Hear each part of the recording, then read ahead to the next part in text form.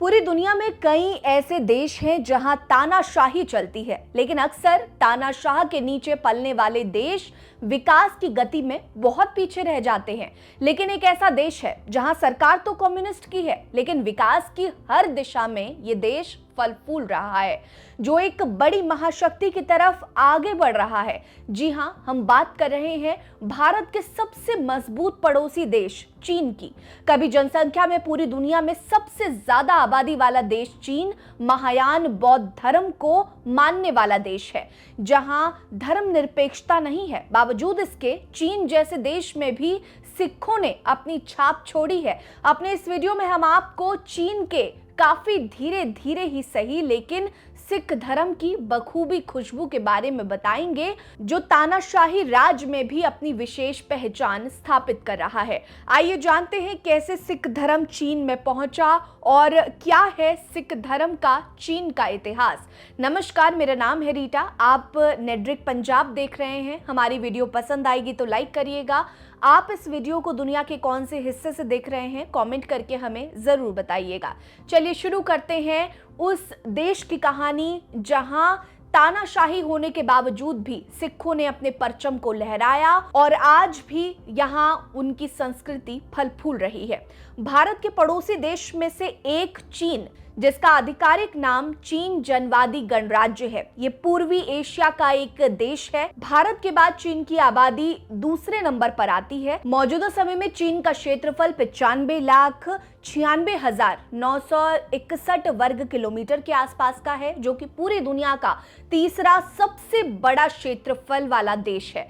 वहीं चीन की आबादी की बात करें तो साल 2024 के आंकड़ों के अनुसार 1,40,82,80,000 के आसपास का है, जो कि भारत के बाद दूसरा सबसे बड़ा आबादी वाला देश माना जाता है। चीन की आधिकारिक राजधानी बीजिंग है, लेकिन उसकी फाइनेंशियल राजधानी शंघाई है। आपको जानकर आश्चर्य होगा कि चीन दुनिया में शायद पहला ऐसा देश होगा जो अपने स्पोर्ट्स पर काफी ज्यादा खर्च करता है। वहीं चीन की एक्टिव मिलिट्री की संख्या सबसे ज्यादा है और चीन पूरी दुनिया में तीसरा सबसे ताकतवर मिलिट्री रखता है। 2024 में चीन का सकल घरेलू उत्पाद यानी कि जीडीपी 1,34,908.4 बिलियन युआन तक पहुंच गया, जो ये दर्शाता है कि चीन व्यापार के मामले में भी दुनिया में पहले स्थान पर है।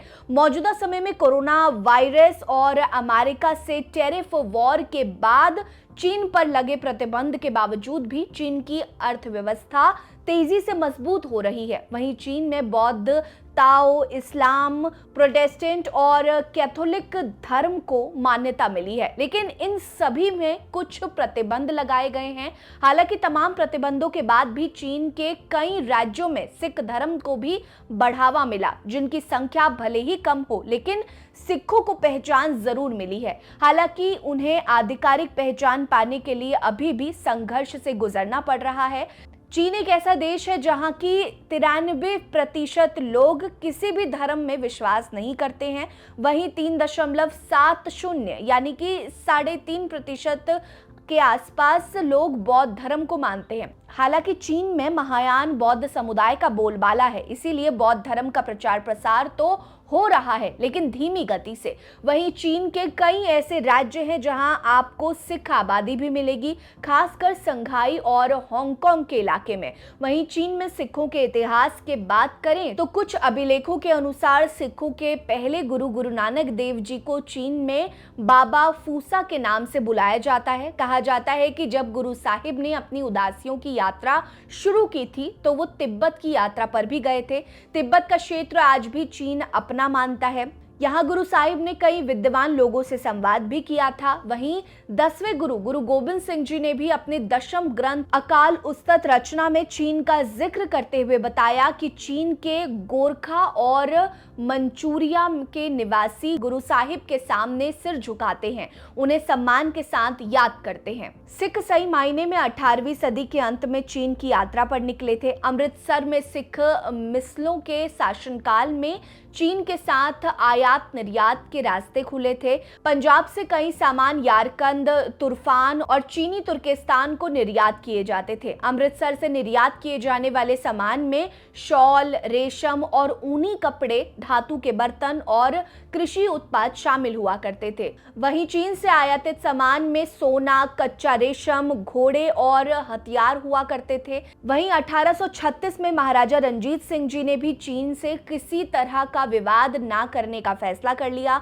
हालांकि सिख सैनिकों को तिब्बत और चीन में सिंगपा बुलाया जाता था। डोकपा युद्ध के बाद कई सिख सैनिकों को पकड़ लिया गया था, लेकिन तिब्बत में सिख सैनिकों को मारने के बजाय उन्हें छोड़ दिया गया ताकि चीन और पंजाब के रिश्ते खराब ना हो। हालांकि 200 से ज्यादा सिखों ने वापस पंजाब आने के बजाय वहीं रहने का फैसला किया, वहीं शादी की और परिवार को आगे बढ़ाया। एक समय ऐसा था जब चीन के संघाई और हांगकांग में सिख की आबादी काफी प्रमुख थी और यहाँ गुरुद्वारा हुआ करते थे।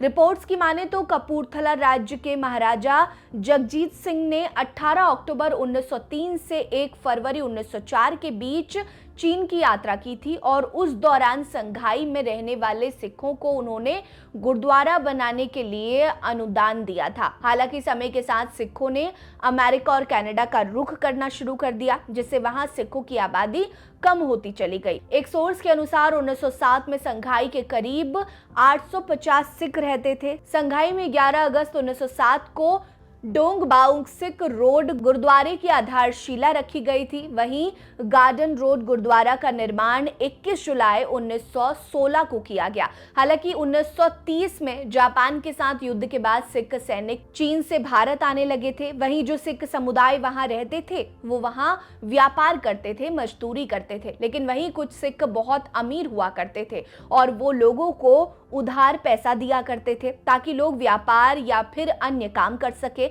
हालांकि बढ़ते माओ और कम्युनिस्ट की सरकार आने के बाद सिखों के अधिकारों का हनन हुआ और सिखों ने पलायन करना शुरू कर दिया। आज संघाई में करीब 50 ही सिख रहते हैं, तो वहीं यीवू में 120 सिख रहते हैं। हालांकि हांगकांग में अभी भी करीब 12,000 से 15,000 सिख रहा करते हैं, जिन्हें कुछ नियमों के साथ चीन में रहने की अनुमति है। मौजूदा समय में सिख को आधिकारिक धर्म के रूप में मान्यता नहीं है, लेकिन फिर भी जब हम सिखों का चीन में इतिहास देखते हैं तो हमें मालूम होता है कि सिखों ने समय समय पर चीन के लिए कितने बड़े योगदान दिए हैं।